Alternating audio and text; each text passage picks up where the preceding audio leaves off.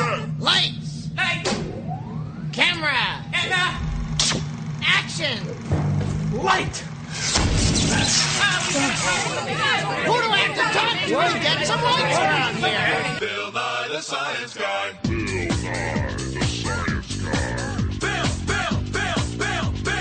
Bill Nye the Science Guy. Science rules. Bill Nye the Science Guy. Inertia is a property of matter. Bill Nye the Science Guy. T minus 7 seconds. Bill Nye the Science Guy. Brought to you by Reflection. Without it, you couldn't see yourself. What's going on? It says Einsirotarabel. What? We were fooling with you. I was looking at you through a mirror. See? Light can bounce off of things, like a mirror.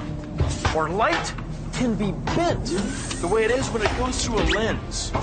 Or light can be absorbed, like when it hits something dark. See, we don't see things, we see light bouncing off of things.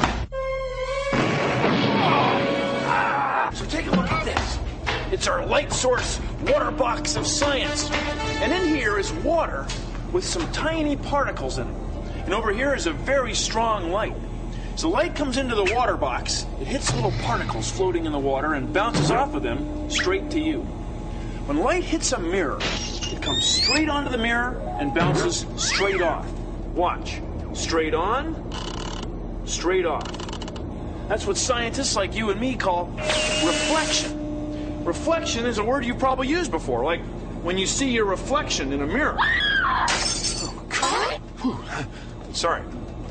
Now, when light hits something, it doesn't always bounce off. Sometimes it goes right through, like when light hits a window. It goes right through the window. Hey, you kid!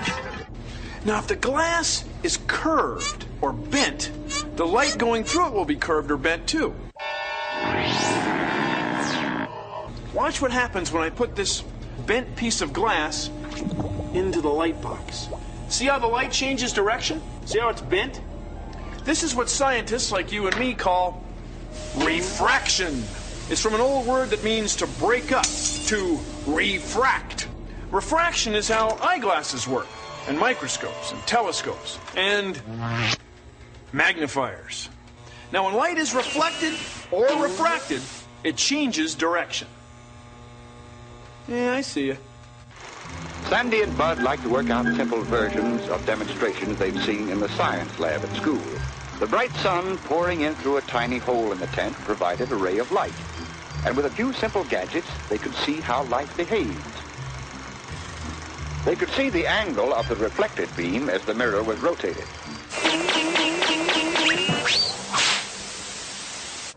Here's an experiment you can do to bend light and be a spy. All you need is a pair of scissors, masking tape, 2 mirrors, and an empty milk carton. Okay. First, cut the top of the milk carton off like this. Then, cut 2 holes, one in the top right here, the other in the bottom right here. Place the first mirror inside the milk carton like this. Tape the other mirror in the top like this. Light comes into a periscope here. The top mirror bounces the light down through the milk cartons to another mirror, which bounces the light into your eyes. When it's all done, it should look like this. Oh, that's a nice one. Very good. You can use your periscope to see over things. You never know what you might find.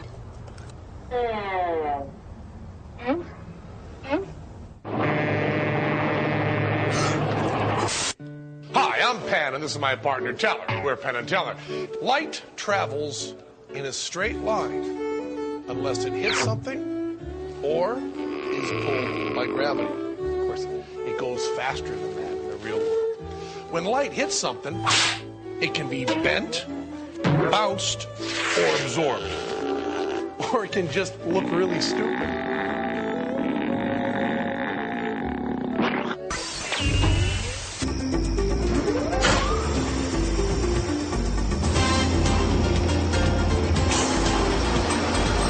This is your searchlight. It's got a bright electrical spark. The light from the spark bounces off a mirror, and the mirror is curved just so that the light will bounce off of it and go straight into space. Do you see anything yet? Probably draw a crowd.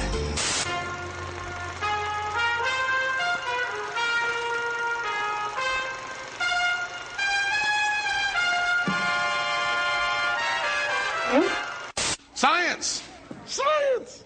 As you may know, scientists like to think of light as traveling in waves. So let's say that this marching band is like a beam of light, and each row of marchers is like a wave of light. People in marching bands keep an eye on each other. That's how the band stays in formation. When one side slows down, the whole row turns. In fact, that's how marching bands turn. So when the marching band hits that little hill over there, one side of it slows down, and that makes the whole formation, the whole wave, turn. When waves slow down, they change direction. Isn't that cool?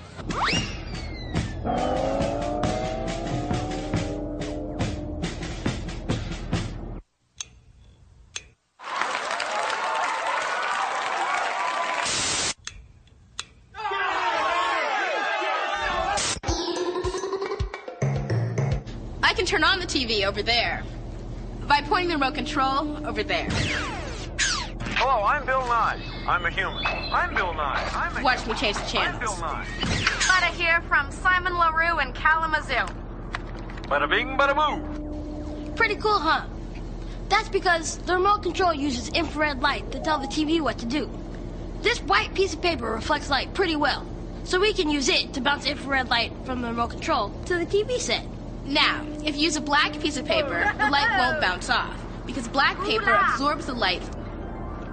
The hula hoop stays held up by the swaying motions of your heavy hips. Okay, channel 9. 11. Channel 9. 11. It's channel 11. Channel 9. 11. I'll just turn it off. Move your hand. Channel 11. Coming soon from Photon Pictures. In the Old West, things were different. In the Old West, straight-shooting ruffians ruled. I'm straight shooting as light is. No, you ain't. I'm as straight shooting as the light is. Or not. And two, or not. Photon Pictures presents Lights Out at the IC Corral, a place where straight shooters ruled until she came to town. Try your beam.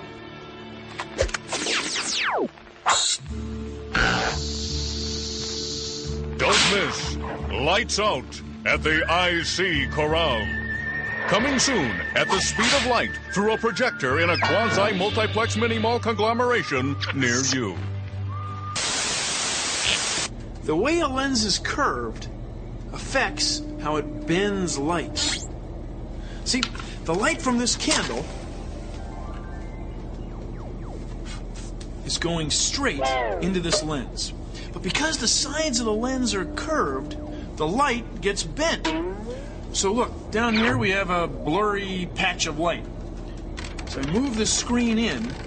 Right here, at this point, that's where the candle flame is in focus. But look, it's upside down. It's all caused by the sides of the lens being curved. Now, if a lens is curved in like this, we say it's concave. Now, concave lenses make things look smaller and farther away, like they're in a cave. Okay? Okay? Ha! Now, if the sides of a lens are curved out like this, we say it's convex. Convex lenses make caves look bigger. Huh? Hold on, I messed that up. They make things look bigger. That's right. That's it. The convex lenses, where the sides get bigger, they make things look bigger. That's it. That's what it is. Now, you have convex lenses with you all the time. They're right here in your eyes. Ooh. Anyway, convex, concave. Like a cave, like a...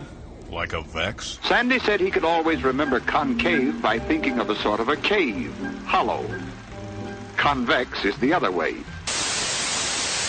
When we see objects in a mirror, We're looking at light that's bouncing off the object, then bouncing off the mirror, and then coming into our eyes. Here's the thing. Parts of the object that are on the object's right stay on the right. Parts of the object that are on the object's left stay on the left. It's a mirror image, for crying out loud. See, we're facing the reflection, not the object. So that's why we have ecnolibmus. Ecnolibmus.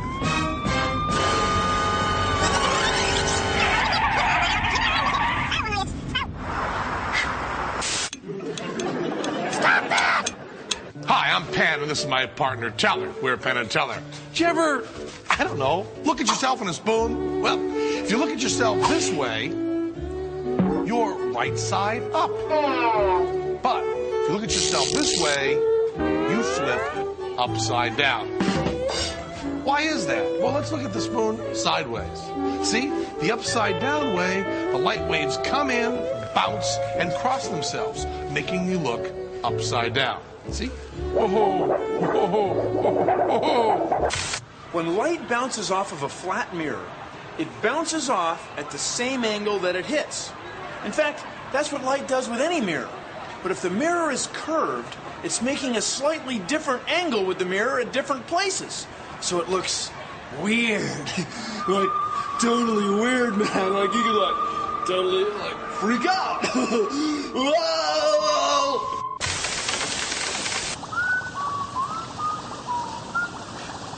See that can? Right there on the bottom. I'm going to reach for it with this grabber arm of science. But watch what happens. As I aim for the can and squeeze, I miss. No, I'm really trying to get it. Here's what's going on. The light bouncing off the can is changing directions as it goes through the surface of the water. And so the can looks like it's in a slightly different position than it really is. And I miss. But if I compensate for the refraction of light, I can probably get it. I'm going to aim a little lower. Got it. You want some? Here's a light trick that doesn't need mirrors. Put a penny in a pie pan. Now move back so you don't see the penny. Don't move, because I'm going to pour the water in. It's okay if you make a mess. Pretty cool, eh? See, light's always bouncing off the penny. But when you pour the water in, it makes the light bend. And the bending of the light makes the penny reappear. But the penny didn't move through all of this. But don't take my word for it. Try it. This magnifying glass is making my eye look big. Now, why is that? I don't know. Please consider the following. Okay. When light enters something like air, water, glass, or plastic, it slows down a little. And when it slows down, it changes direction. See how one eye is lower than the other? See? Take a look at this. Here are 3 straight beams of light. When they go into the piece of plastic straight, they come out straight. But if the plastic is tilted, the beams of light get tilted. See, they change direction so that they come out this side offset. Now, what would happen if the piece of plastic didn't have straight sides, but had a curved side, like a magnifying glass? Well, the light would change direction, right?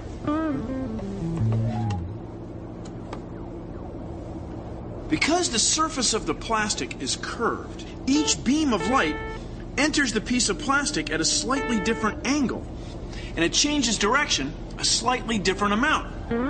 Look, over here the beams of light come together at a single point. This is called the focal point. Now, what about the magnifying glass?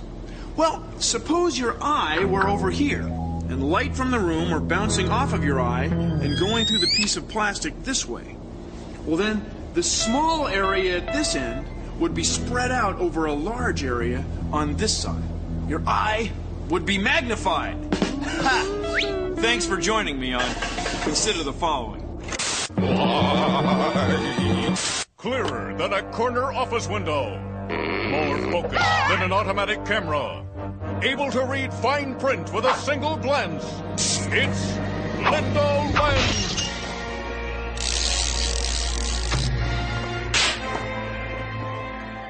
Disguised as mild-mannered bank teller Stephanie Astigmatism, Linda uses a variety of concave lenses to bend light entering her eyes whenever things get blurry. Linda Lens, defender of sight, focus, and the 2020 way. Today's episode, Hocus Pocus. Try this. Get a glass of water and a pencil. Stick one end of the pencil below the surface of the water. And look, the other end disappears. You can only see the end of the pencil that's underwater.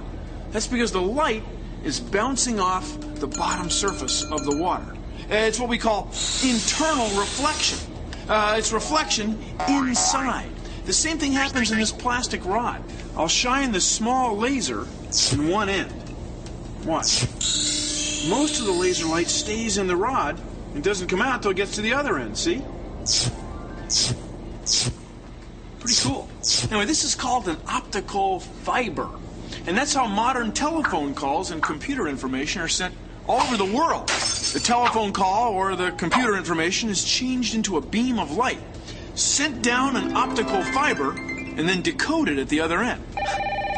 Oh, excuse me. Hello? Billy boy? Oh, it's my mom. Tell me, you guys go ahead. I'll catch up with it. I'm Carol Tights, and I'm an orthopedic surgeon, and I'm just about to do some surgery on somebody's knee. I believe I've heard it playing basketball. Tore the medial meniscus cartilage in my knee. They're going to snip out the bad cartilage. Well, actually, when I was training, I trained to cut the knee open to do what we're going to do today. And then since then, they've developed the fiber optics, and we've been able to look inside the knee without cutting the knee open. This is the lens of the arthroscope, and the camera will go right onto the scope like so. And now all the images are going to be up on a TV screen. Bill, that's your kneecap up top, that white thing.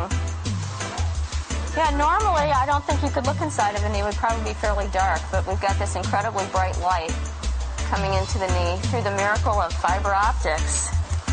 And that's what's making the inside of the knee so it looks so bright and white and allows us to put it on video. Let's get a still of that. We usually take stills and he'll give them to Bill when we're done. So he has them for his Christmas cards next year. It's actually a pretty neat experience, except for having to pay for it, I guess.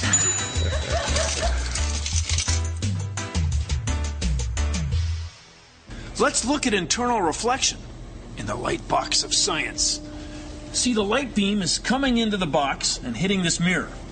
As I rotate the mirror, the beam starts to bounce off the surface of the water until there, look, internal reflection. It's pretty cool. Want to see light bend? Watch. Take an empty soup can and poke a hole in the bottom. Be really careful or have an adult do it for you. Put your finger over the hole and fill the can with water. Now put a flashlight over the top and turn off the light. Take your finger off the hole and look. You can only see light where the water hits. The light stays inside the water. And when the water bends, the light bends too. Science.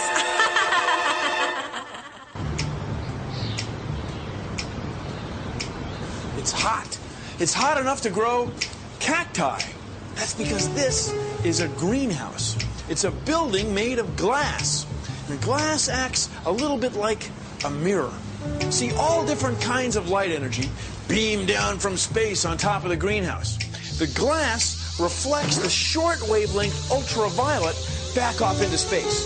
The long wavelength infrared, the heat, gets trapped inside, and it gets hot. Visible light, the light that we can see, goes right through the glass, and it hits the green plants. The plants use the visible light to help them make food. Now, while they're at it, they give off heat. That's infrared light, and that's trapped by the glass. And that's what's keeping it warm in here. It's not warm in here. It's hot. It's hot in here. It's like 33 degrees Celsius. I mean, we're growing cacti in here. For crying out loud, it's a greenhouse. Science.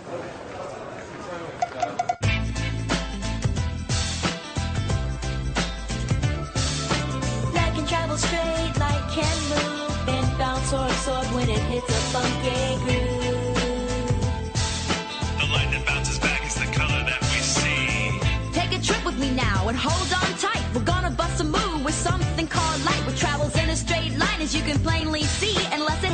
something or is pulled by gravity. And this might be a surprise. When light hits something, it bounces back to our eyes. But some light is absorbed, as you probably know. White light contains all the colors of the rainbow. A red thing absorbs every color but that hue. Orange, yellow, green, indigo, violet, and blue. But the red light bounces back, and that's the color we see. Whether it's a fire truck, a sweater, or a skinned-up knee. Now hold on, because I'm not done yet. You know, light can bend if it goes through something wet. Look at this pencil and you'll have to agree. Light bends if it passes through a different density. Light can travel straight, light can move, bend, bounce, or absorb when it hits a funky groove. The light that bounces back is the color that we see. Light can travel straight, light can move, bend, bounce, or absorb when it hits a funky groove. The light that bounces back is the color that we see.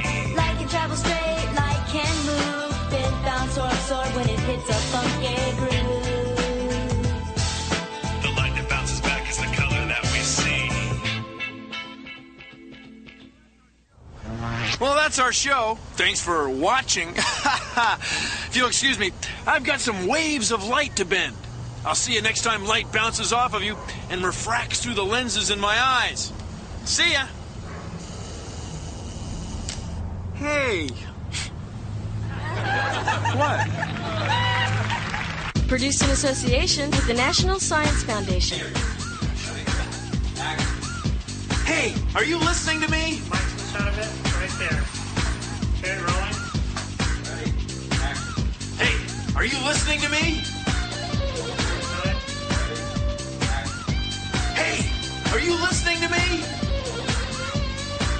Rolling. How's that?